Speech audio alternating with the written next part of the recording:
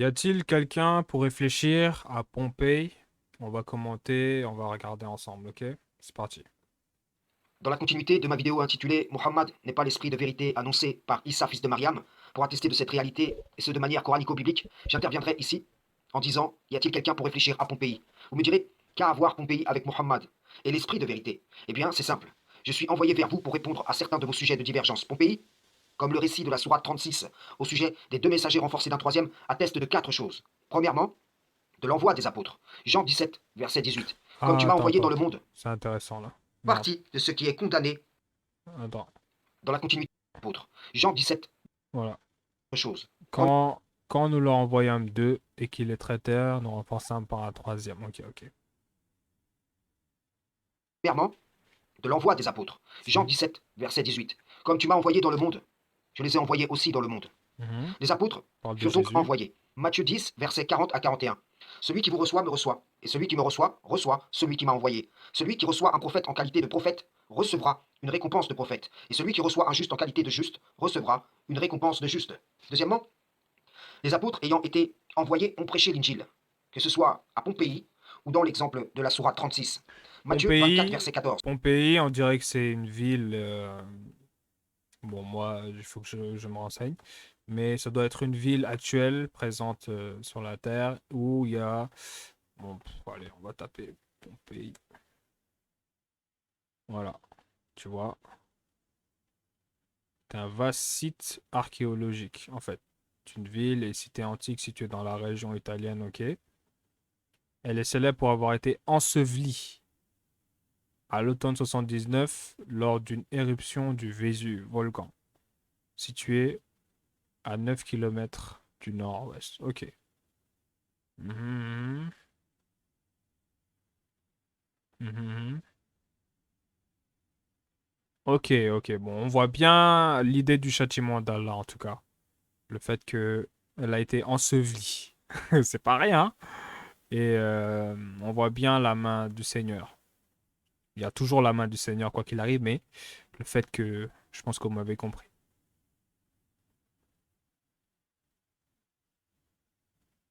Intéressant. On parle des Romains en plus dans le Coran, dans certains trucs, mais parenthèse, hein, ça c'est rien à voir. Mais intéressant, intéressant. Cette bonne nouvelle du royaume sera Et il parle de l'esprit de vérité parce que dans la Bible, on parle de l'esprit de vérité. Il ne viendra pas avant que Jésus part, on dit ça plus ou moins dans la Bible. J'ai un document où je reviens sur ça pour montrer plus ou moins que l'esprit de vérité fait référence à un prophète quand on analyse plusieurs versets bibliques. Là, il est en train de dire que l'esprit ne fait pas référence au prophète. C'est intéressant ce qu'il dit. D'autant plus que Aslamtou se considère comme un messager autorisé par Allah. Du coup, attention parce que j'ai vu certaines vidéos de lui, enfin, je les ai mis sur la chaîne de toute façon. C'est intéressant. Je ne sais pas si c'est un messager pour le moment. Là, je lui ai envoyé un message, enfin, j'ai commenté pour dire que j'aimerais rentrer en contact avec lui, échanger, voir un petit peu. Mais c'est intéressant de dire que c'est pas. C'est plus ou moins cohérent. Si tu prends mes documents, tu verras que je reviens sur cette partie dans la partie le GPS chrétien. C'est plus disponible sur l'Union ce fléau, mais je reviens sur l'esprit de vérité parce que on a des indications claires dans la Bible pour nous montrer que ça fait référence à un prophète. Mais quand on parle d'esprit déjà, d'esprit en tant que tel, c'est sûr que, pardon, c'est sûr que ça fait pas forcément référence à un être humain. L'esprit qui a révélé, l'esprit, on parle de l'esprit dans le Coran aussi. J'en parle aussi dans les docs. Je fais un parallèle avec Gabriel, l'ange Gabriel, plus ou moins. On dit que c'est un ange, mais voilà.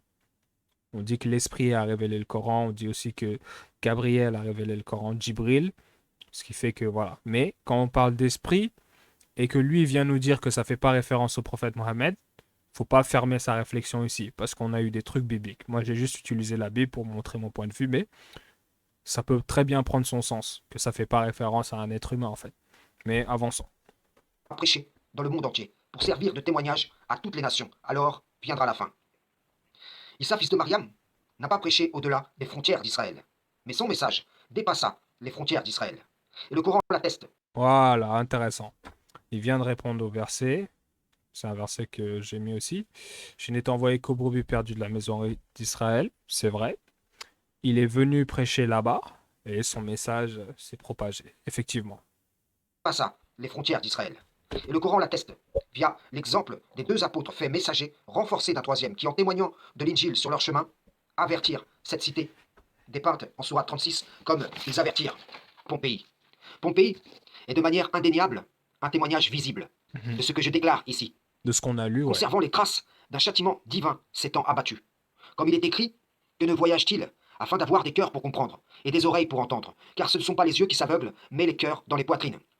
Troisièmement, qui dit cité châtiée implique forcément l'envoi de messagers. Au préalable, comme l'indique le verset qui apparaît devant vous, cela en sourate 28, verset 59, comme en Amos 3, versets 6 à 7.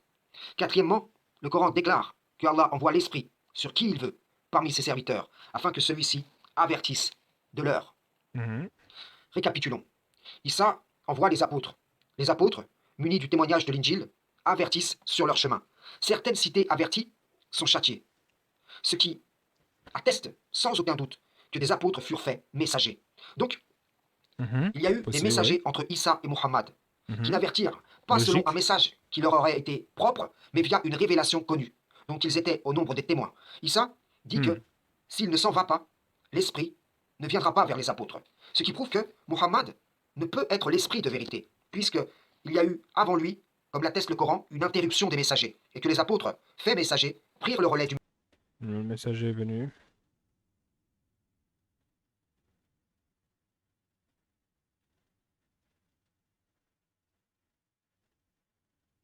Messie d'Israël, et ce, sans interruption. Ce que je dis ici atteste que l'esprit fut répandu. Et cet esprit répandu, cette puissance qui vient d'en haut,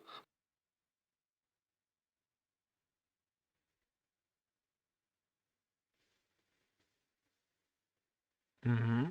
Intéressant. voilà ce qu'avait promis le Père. Et que donc les apôtres reçurent. Dire que Muhammad est l'esprit de vérité, c'est nier non seulement la réalisation de la prophétie en l'effusion de l'esprit, mais aussi ce qui est rappelé en sourate 36, ainsi que les traces laissées en Pompéi et ses alentours. Il dit assis seulement mon peuple, ok.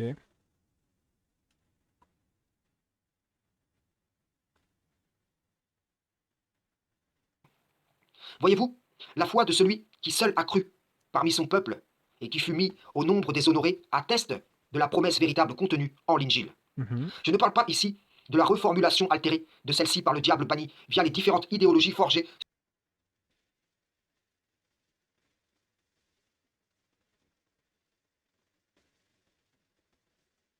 sur le dos de l'Injil, mais de cette miséricorde promise et accordée aux brebis choisies durant le temps de cette grâce.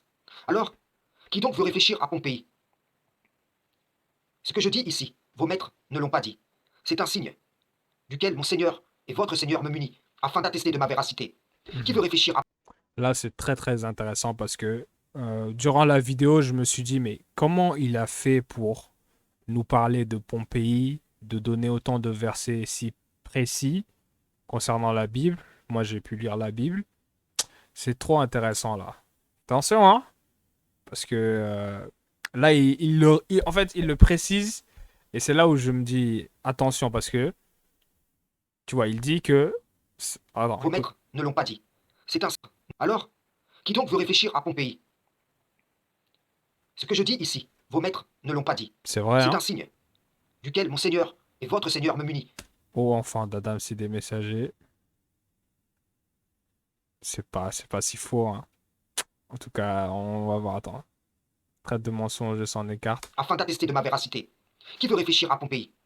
Vous sentez-vous à l'abri du stratagème d'Allah? Suite au rappel de la sunna d'Allah, je vous demande, qu'en est-il de Pompéi? Qui a averti Pompéi? Pourquoi un tel châtiment sur Pompéi?